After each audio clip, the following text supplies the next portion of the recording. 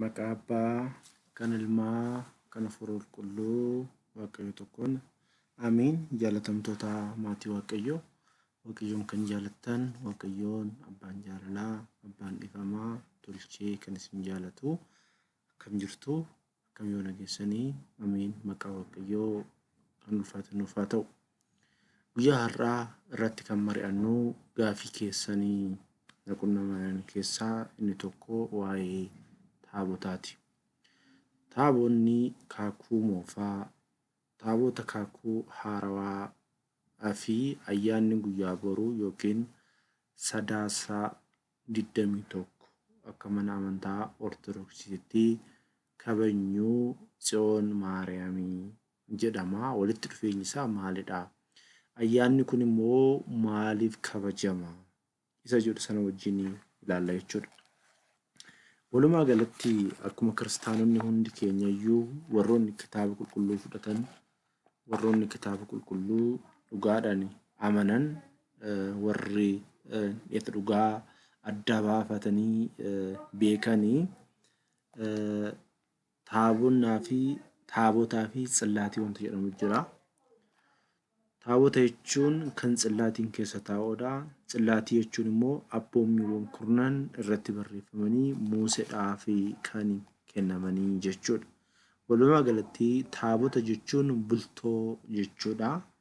Tsillaatii jechuun ammoo gabatee jechuu yoo ta'u, kun ajajoonni kurnan irratti barreeffamanidha jechuudha.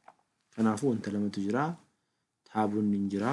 Isa kana jechuudha. Walumaa galatti taabota jechuun isa kanaadha. Isa amma asitti baafamanii isa jiran kana jechuudha. Isa nama afuriin akkanatti baatanii kaakuu moofaa keessatti akka deddeebi'aa akka turan.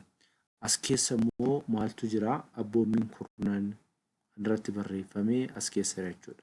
Isa kana hubachuudhaaf seera ba'uu boqonnaa 24 hanga 37tti namni dubbise dhugaa kana ni hubata jechuu walumaa galatti. Akkuma Museenis akkuma Waaqayyo isa ajajee tsillaaticha fuudhee taabota keessa kaa'ee jedha. Seera ba'uu boqonnaa 40 lakkoofsa 20 irratti Museenis akkuma Waaqayyo isa ajaje tsillaaticha fuudhee taabota keessa kaa'ee jedha. Kanaafiyyuu taabotaa fi tsillaatiidha. Tsillaatiin maal keessa taa'a? Taabota keessa taa'a jechuudha. Tsillaati irratti immoo abboommiiwwan kurnan akka barreeffame jechuudha. Jedhu taabonni bultoo tsillaatii jechuudha. Akkasumas masoobiin warqee kan mannaan keessa taa'us tsillaatii sana waliin taabota keessatti ni taa'aa ture jedha. Achuma keessa taabonni guddaadha jechuudha. Akka saaxinii ta'ee guddaa kan tsillaatiin keessa taa'u. Akkasumas masoobiin warqee kan mannaan keessa taa'u tsillaatii sana waliin taabota keessa ni taa'a. Akkuma Waaqayyo Museedhaan achittis si waliin wal nan arga. Kirubeelota lamaan taabota ragaa irra jiran jidduu qadaadii dhiifama sana irra taa'een si haasofsiisa jechuudhaan Waaqayyoon seera ba'uu boqonnaa 25 lakkoofsa 22 irratti dhugaa ba'ee jira jechuudha. Isa kana jechuudha. Maal jechuudha? Kirubeel isa jedhamanii fakkii ergamootaati jechuudha. Inni seera ba'uu boqonnaa 25 lakkoofsa 22 irratti dhugaan kun himameera jechuudha. Waaqayyoos taabota sana irra buluudhaan gargaarsa isaanitti mul'achaa ture jechuudha. Faayidaan taabotaa maalidha? Inni guddaan wanti hubachuu qabnu kiristaanota. Yeroo baay'ee kitaaba qulqulluu hubachuun dirqama wanti jennu waan kanaadha. Taabonni kennaan taabotaa maalidha? Taabonni Museedhaan maaliif kenname? Yoom kennames? Isa jedhu adda baafnee beekuu qabna. Waaqayyoon taabota Addaamiif hin kennine, Museedhaaf kenne.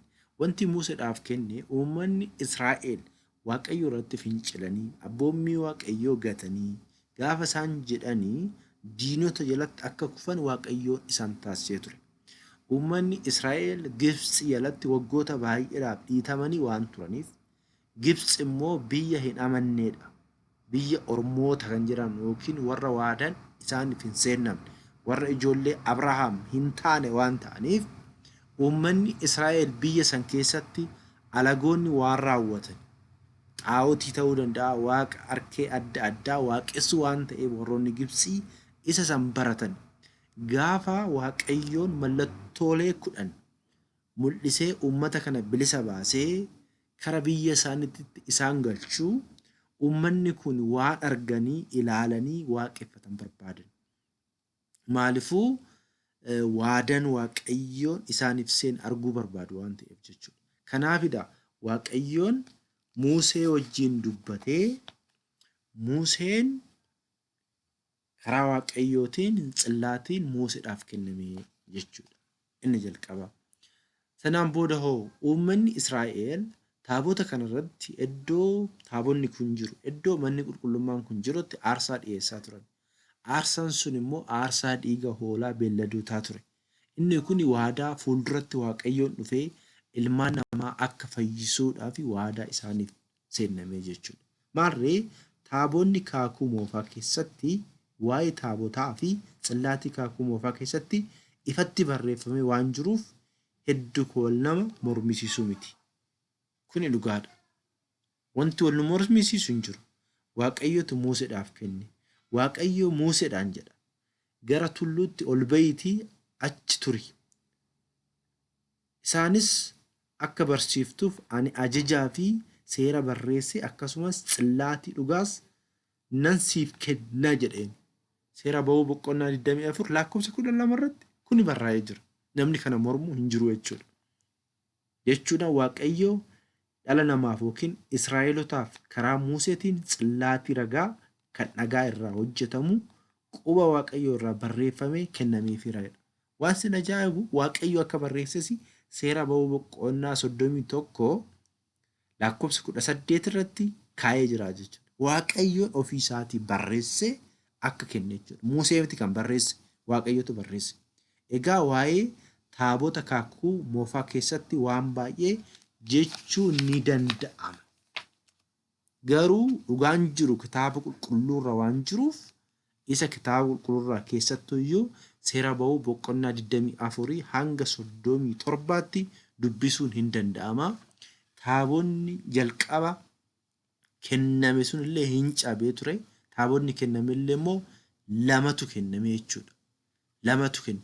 Lamma wanti kennameef immoo maalidha? Abboommiiwwan kurnan keessaa bakka lamatti qoonnee ilaaluu dandeenya. Abboommiiwwan kurnan hariiroo ilmaan namaatii fi waaqayyootii fi hariiroo ilmaan namaa wajjin qabu jechuudha. Seeronni kennaman. Mee fakkeenyaaf isa jalqabaa irratti ana malee waaqa biraa hin waaqessin kan jedhutu jira. Kuni hariiroo namaa fi waaqayyo wajjin jirudha. Inni biraa immoo obboleessa kee akka ofii keetitti jaaladhu jedha.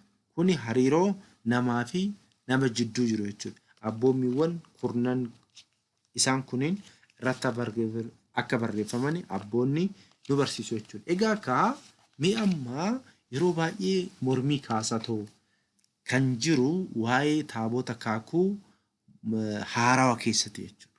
Nutumti ortodoksii iyyuu taane ilaalchi keenya ilaalchi adda addaati jechuudha. Ilaalchuma kaakuu moofaa sanii taabota jennee kaakuu haarawaa keessatti warroonni yaannu jiraachuu dandeenya ta'a. Kuni faallaa wangeelaa deemudha jechuudha. Inni jalqabaa taabonni kaakuu moofaa sun maaliif barbaachise yoo jenne waaqayyoo fi ilmaan namaa hariiroon isaanii erga Addaam cubbuu raawwate adda citee ture waan ta'eef waaqayyoon immoo ilmaan namaa abdii akka hin kutanneef waaqayyoon akka waadaatitti isaaniif kennee jechuudha taaboticha. Inni jalqabaa. Inni lammaffaan immoo uummanni waaqayyoodhaaf adda ba'an suniin aarsaa iddoo itti dhiyeessanidha. Iddoo aarsaa itti dhiyeessanidha. Aarsaa itti dhiyeessan godhameetoo kennamee jechuudha. Amma hoo kaakuu haarawaa keessatti immoo waaqayyoon ofii isaatiif abbaa ilma hafuurri qulqulluun eeyyama isaaniitiin qaama sadan keessa qaamni tokko ilmi dhufee ilmaan namaa dhiiga isaatiin maal godheera? Fayyiseera. Kanaaf taabonni kaakuu moofaa hin barbaachisu jechuudha. Amma aarsaan re'ee aarsaan hoolaa sun ammatti hin barbaachisu. Maaliifuu dhiigni Kiristoos maal ta'eera? Jigeera waan ta'eef jechuudha. Dhiiga Kiristoositiin bilisa baaneera. Taabonni yeroo san kennamellee ilmaan namaa bilisa baasuu hin dandeenye. Ilmaan namaa bilisa baasuu kan danda'e Waaqayyoon ofii isaatii dhufee dhiiga isaatiin ilmaan namaa maal godhe? Bilisa baase. Kiristaanota kana hubachuu qabna. Waaqayyoon kan kenne meeshaa isaa Waaqayyoon ilmaan namaaf kenne garuu kabajaa qabaa, ulfinna qabaadha. Uummanni Israa'el iddoo sanitti jilbiiffatanii Waaqayyoodhaaf sagadanii jiru. Namoonni baay'een taabotaaf ni sagadama yoo jennu maal jechuu keenya? Taabotaaf hin sagadama yoo jennu maal jechuudha? Waaqayyoodhaaf hin sagadamaa jechuudha. Yeroo baay'ee taabotaaf akkas kan jedhamu taabotaaf osoo hin taane Waaqayyoodhaaf sagadama. Maaliifuu iddoo mana qulqullummaa sanitti iddoo taabota Waaqayyoon aarsaa irratti dhiyeessaa. Ani immoo iddoo kanatti dhufee isin wajjin haasa'a dubbadha jedheera Waaqayyoon. Seera ba'uu boqonnaa 24 lakkoofsa 12tti taabotarra buleetan si wajjin dubbadha waan jedheef Waaqayyoon iddoo isa waan jiruuf kanaan maal goona? Sagadamaa jechuudha. Kan sagadamu eenyuudhaafi? Waaqayyoodhaaf jechuudha. Kaakuu moofaa keessattis kaakuu haarawaa keessattis Waaqayyoodhaaf sagadamaa jechuudha malee taabonni immoo warqii irraa hojjetama, mukarraa hojjetama jechuudha. Kana hubachuu qabna jechuudha. Ilaalcha saniin jechuudha. Kaakuu haaraa keessatti taabonni maqaa adda addaa ta'e qabaachuu danda'a. Taabonni kaakuu haaraa maal jedhama? Taabota aarsituu yookiin bakka aarsaan irratti dhiyaatu jedhama malee taabota kaakuu moofaa sanii miti. Gonkumaa ilaalcha sanii yaaduu hin qabnu. Ilaalcha san keessaa ba'uu qabna amma nuti. Ilaalcha kaakuu moofaatiin yaadne yoo ta'e hin dogongorraa jechuudha. Gatii Kiristoos nuuf kaffale maal goona jechuudha? Bishaan itti nadhaa jechuudha. Kun immoo Waaqayyoodhaan walitti nu buusa jechuudha. Maal jechuudha? Kana jechuunis kaakuu haarawaa keessatti akka kaakuu moofaa osoo hin taane dhala namaa dhiiga isaa fi foon isaa dhugaa waa'ee haqumsa cubbuu keenyaaf kan nuuf kenname bakka dhiignii fi foon gooftaa dhugaan irratti dhiyaatu waan ta'eef taabota aarsituu jedhamuudhaan waamamee jira. Agartanii iddoo itti aarsan itti dhiyaatudha malee taabota kaakuu moofaa san akka hin taane hubachuu qabna jechuudha. Taabonni kana inni hojjetame yeroo jalqabaaf bara Museet osoo hin taane akkuma Waaqayyoon jedhu Waaqayyoon Museedhaaf kenne. Mitire Museedhaaf kennee isa kana hubachuu qabna. Sanaan booda immoo mana qulqullummaa keessa kaamuus akka qabu Waaqayyoon hin dubbatee jechuudha. Kanaaf taabonni kaakuu moofaa, taabonni kaakuu haarawaa isa kanaan adda baafnee beekuu qabna jechuudha. Irra deebi'ee waan kana haa dubbadhu sirriitti. Taabonni kaakuu haarawaatii fi taabonni kaakuu moofaa gonkumaa waliin argu. Kaayoo isaatiinis waliin argu, tajaajilaan illee waliin argu. Meeshaa qulqullaawaa keessatti ramadamaa jechuudha. Taabota kaakuu moofaas har'a manni amantaa Ortodoksiis ta'ee biyyoonni Ortodoksii fudhatan akka Gibsii, akka Hindii, Sooriyaa hin qaban. Kana beekamuu qaba. Hubachuu qabna jechuudha. Taabonni ammaa garuu abboonni qannoonaa isaaniitiin doogumallee miti qannoonadha. Qannoona isaaniitiin walitti qabamaniiti kabajamaa fi ulfaataa kan ta'e dhiigaa fi foon gooftaa keenyaa iddoo meeshaa addaa ta'e kan inni irratti kabajamu murteessuu qabna jedhaniiti qannoona isaaniitiin murteessanii warqii irra ta'uu danda'a, daayimandii irra ta'uu danda'a, mukarraa ta'uu danda'a. Akka humna naannoo saniitiin taabonni maal ta'a ni hojjetama jechuudha. Isa kanallee immoo Phaaphaasota qofatu aangoo qabaa jechuudha. Sanaan booda eebbifamee meerooniidhaan erga kabajameen boodatti maqaan hin moggaafama. Maqaan moggaafamu maalidha yoo jenne immoo taabota hunda irrattuu jiru. Taabota Mikaa'elii haa ta'u, kan Gabri'eel haa ta'u, Uraa'eel haa ta'u, Rufaa'eel haa ta'u hunda irrattuu kan barreeffamu maqaa gooftaa keenya Iyyasuus Kiristoosidha. Maqaa gooftaa keenya Iyyasuus Kiristoosidha. Filiphis boqonnaa 2 lakkoofsa 10 dubbisuu dandeessa jechuudha. Kan sagadnullee isaafidha. Taabotaaf miti kan sagadamu. maqaa Iyyasuus Kiristoos saniif sagadama malee taabotaaf miti. Namoonni baay'ee kottaa taabotaa sagadaa, kottaa akkas sagadaa hubannoo dhabuurraan kan ka'e. Kottaa Waaqayyoodhaaf sagadaa jedhama. Kottaa maqaa Waaqayyootiif sagadaa jedhama. Kottaa maqaa ulfaataa kan ta'e maqaa Kiristoosiitiif Alfaa Omeegaa kan ta'e Amaanu'eeliif sagadaa. Iddoo dhiigaa fi foon gooftaa irratti qophaa'uuf sagadaa jedhama malee taabotaaf sagadaa hin jedhamu. Kana kiristaanonni hundi keenya hubannee beeknee ittiin jiraachuun nurraa eegama jechuudha. Taabonni kun immoo maqaa adda addaatiin moggaafamuu hin danda'a. Keessattuyyuu mana qulqullummaatu moggaafama. Fakkeenyaaf taabota mana kiristaana Maariyaamii haa ta'u, Gabreelii haa ta'u, Uraa'elii haa ta'u hunda irrattuyyuu kan qophaa'u beeta kiristaana hunda keessatti beeta kiristaana baadiyyaa haa taatu, Ameerikaa haa taatu eessattuyyuu maaltu qophaa'a? Dhiigaa fi foon gooftaati. Dhiigni Gabreeel hin jiru, inni Maariyaam hin jiru, Uraa'el hin jiru. Dhiigaa fi foon gooftaati qophaa'a. Yeroo kamiyyuu jechuudha. Kan faarfatamuuf isa Kiristoosidha jechuudha. Sillaasidha jechuudha. Abbaa Ilma Hafuura Qulqulluuti jechuudha. Kanaaf kana kiristaanonni sirriitti beekuu qabna. Garuu maqaan qulqullootaa iddoo ba'aa biiftuu hanga lixa biiftuutti waan jedhameef iddoo aarsaa Waaqayyoodhaa dhiyaatu iddoo ixaanni itti aarfame hundatti maqaan isaanii hin kaa'a waan jedhameef waadaa Waaqayyoon isaaniif waan seeneef waadaa saniif jecha manni amantaa maqaa maal gooti moggaasti jechuudha. Garuu achitti kan dhiyaatu aarsaan dhiyaatu eenyudha? Dhiigaa fi foon gooftaati jechuudha. Kana kiristaanonni keenya hundi keenyayyuu hubachuu qabna jechuudha. Egaa ergaa taabota kaakuu moofaatii fi kaakuu haarawaa akkanatti adda baafne boodatti immoo taabota kaakuu moofaa keessaa nama 4 baattamee seenaa. Iddoo inni jiruyyuu seenan warra leeyoota warra jedhan luba warra jedhaman jechuudha. Achi jechuudha qiddisti quddusaanii iddoo jedhamtu seenuudhaaf aarsaa dhiyeessuudhaaf jechuudha lubatti haadatti godhanii seenu. Akka tasaa achitti maqasaftiin dhaamee yoo du'e haada saniin harkisanii baasuudhaaf jechuudha. Maaliifuu namni biraa seenee baasuu hin danda'u. Maaliifuu barri sun bara dheekkamsaa, bara abaarsaa waan ta'eef jechuudha. Amma immoo kaakuu haarawaa keessatti bara araaraa keessa jira waan ta'eef. Amma garuu immoo taabota nama tokko baatee deema.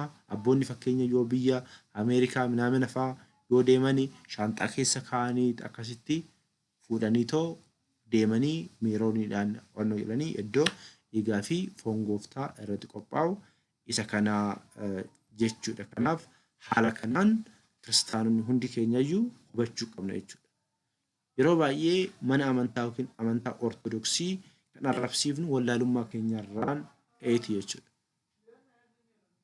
Nama tokkoon waan dhugaa jiru barsiisuu qabna malee dogongora itti himuu hin qabnu jechuudha. Kanaafiyyuu taabonni kaakuu haarawaa immoo iddoo dhiigaa fi foon gooftaa irratti qophaa'u jechuudha. Waan isin ajaa'ibu biyyoonni biroo hin qaban isuma kana jechuudha. Fakkeenyaaf Gibsii yoo deemtan isaan maal qabu? Mambarii jedhamu qabu. Mambarii jechuun immoo teessoo adda ta'e iddoo dhiigaa fi foon gooftaa irratti qophaa'u jechuudha. Kun immoo qannoonadha jechuudha. Erga akkana jenneen boodatti immoo gara Dubroo Maariyaamiitii fi gara Taabota Tsiyoon. Taabota Tsiyoon kan jedhamte taabota Museedhaaf kennamte sanidha. Taabota Museedhaaf kennamtedha jechuudha. Museedhaaf kennamtee isheedha jechuudha. Mee faarsaa Daawit jechuudha. Namni kitaaba qulqulluu harkaa namni qabdanii haa baafannu mee wajjin haa dubbifnu jechuudha. Faarsaa 131 irratti akkana jedha. Maaliifuu Waaqayyoon faarsaa 131 faarsaa 131 dhiifamaa 31 irratti maal jedha?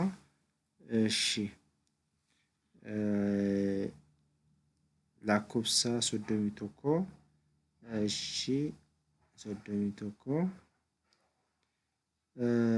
anna biratti isa Oromiffaat irratti hin muree jira. kan Amaariffaa irraa inni isin haa dubbisu. እግዚአብሔር ጽዮንን መርጦታልና waaqayyoon ጽዮንን maal godhe filateera. እግዚአብሔር ጽዮንን መርጦታልና ማደሪያውም ትሆኑ ዘንድ ወዶታልና እንዲሁም ብሎ ይቺ ለዘላለም ማረፊያዬ ናት መርጫታለሁና በዚች አድራለሁ። waaqayyoon iddoo kana akka filate iddoo kana immoo ለዘላለም ማረፊያዬ ናት መርጫታለሁ በዚች አድራለሁ isa jedhu kana abboonni keenya fudhataniiti maal jedhanii taabonni tsiyoon maariyaamiidhaan fakkeenya maaliifuu waaqayyoon hafuurani taabota tsiyoonitirra kan bulee uummata Israa'eliin eebbisaa gorsaa abdachiisaa kan ture. Kaakuu haarawaa keessatti immoo qaamota sadan keessa qaamni tokko ilmi Iyyasuus Kiristoos lubbuu isheerraa lubbuu foon isheerraa foon fudhatee gadaamessa ishee keessa kan bule dubroo maariyaamii waan ta'eef abboonni kanaan fakkeessanii tsiyoon maariyaam jedhanii waamu jechuudha. Waa'ee taabota tsiyoon maariyaamii immoo seenaa muraasa ishee haa kaafnu. Isa kanallee namoonni argachuu barbaaddanii tokkoffaa Saamu'eel boqonnaa 6 lakkoofsa 6 lammaffaa Saamu'eel boqonnaa 6 lakkoofsa 14 tokkoffaa Saamu'eel boqonnaa 5 lakkoofsa 4 tokkoffaa mootota boqonnaa 8 lakkoofsa 1 hanga hundaatti yoo dubbiftanii seenaa kana argachuu ni dandeessu jechuudha. Seenaa kanarratti waa'ee maalitti haasa'aa yoo jennee taabonni Museedhaaf kenname sun eessa jira isa jedhu sanii gaafii akka kaafnu nu gargaara jechuudha. Taabonni Museedhaaf kenname sun amma eessa jira eessa dhaqee isa jedhu jechuudha. Tokkoffaa Saamu'eel maal jedhaa? Saanduqa kaakuu waaqayyoo jedhaa. Saanduqni kaakuu waaqayyoo ji'a 7 biyya Filisxeemotaa yommuu ture jedha. Seenaa waa'ee ayyaana kanaan wal qabate jechuudha. Filisxeemonni lubootaa fi warra hooda dubbatan waammatan hooda jechuun warra qaalluu isa jedhamu jechuudha. Saanduqa kaakuu waaqayyoo kana attam goonu amma lakkoofsa 5 irratti boqonnaa tokkoffaa Saamu'eel lakkoofsa 5 yookiin boqonnaa 5 irratti argattu seenaa isaa jechuudha.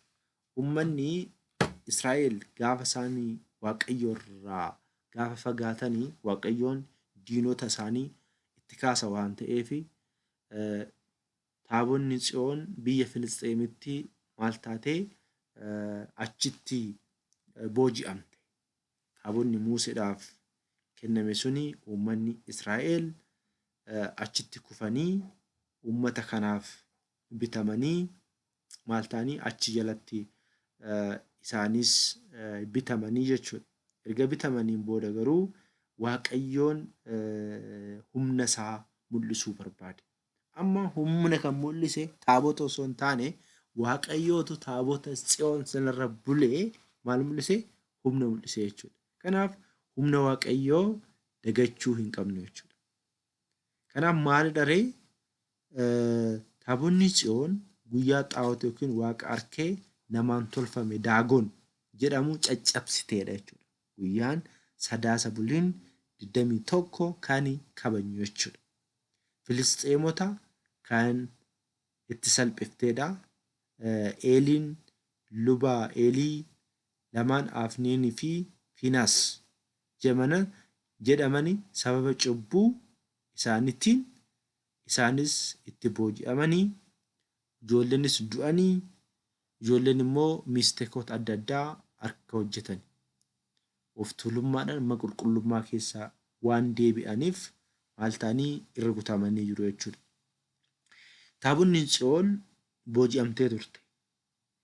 Tokkoffaan ibsaan yeroo hunda ifu kan Museen taasise akka hin dhibne godhuudhaan tokkoffaa. Lammaffaa aarsaa dhiyaachaa ture jalqaba osoo waaqayyoof hin dhiyaatin ofii isaanii nyaachaa turuu isaanii. Sadaffaa dubartoota gara mana qulqullummaa dhufan waliin ciisuudhaan waan sagaagalaniif cubbuu gurguddaa kana waan raawwataniif waaqayyo dheekkamee Israa'eloonni akka mo'ataman ijoolleen kunis akka du'an taabonni Tsiyoonis akka booji'amtu sababa ta'e jechuudha. Tokkoffaa Saamu'eel boqonnaa 5:4 irratti kan arganna jechuudha. Yeroo kana Filisxeemonni taabota booji'an kana mana xaa'otii isaanii keessa Daagon jala yommuu kaa'an maal jechuudha? Daagon gubbaan kaa'anii ishii jalaan kaa'an jechuudha. Kuni xaa'otii warra Israa'eliitii jedhan jechuudha isaan. Yommuu kana kaa Waaqayyoon humna isaa mul'isuu barbaade biyya sanitti jechuudha. Daagon taaboticha jalatti kufee caccabee argan. Ganama yoo dhagan Daagoniin ija qabu hin argu, gurra qabaa hin dhaga'u, afaan qabaa hin dubbatu, harka qabaa hin sochoosu suni caccabee arganii jechuudha. Daagon Waaqayyoon taabota Tsiyoon irra bulee maal godhe? Raajii kana raawwate jechuudha. Sanaan booda kaa Filisxeemonni maal jedhanii?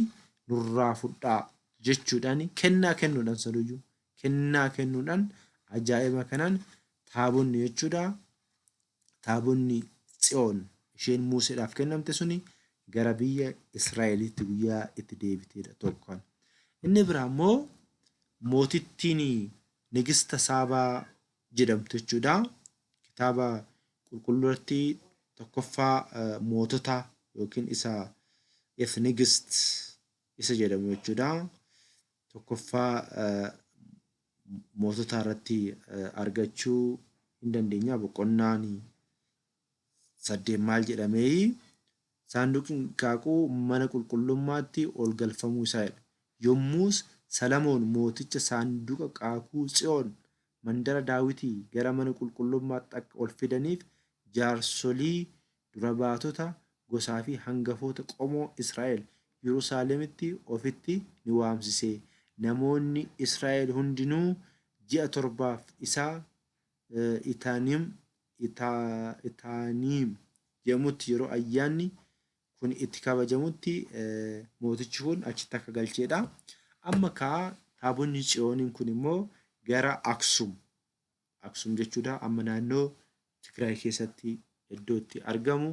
Naannoo Aksumitti immoo Sadaasa yookiin Idaarii 21 itti galee jechuudha. Ammallee jechuudha.